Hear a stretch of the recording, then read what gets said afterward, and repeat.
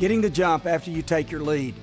With our left foot on the base, take the first 2 steps any way that an athlete would like. Once you get to 6 feet with your left foot, you want to shuffle right, left, keep your feet apart, stay very athletic until you reach the area of approximately 12 feet with your left foot. Once you're in that area and very athletic, we want to explode on our first step toward second base. To do that, we'll push against our right side, drag our left leg just a little bit, and then a powerful crossover step, pulling our right arm backwards.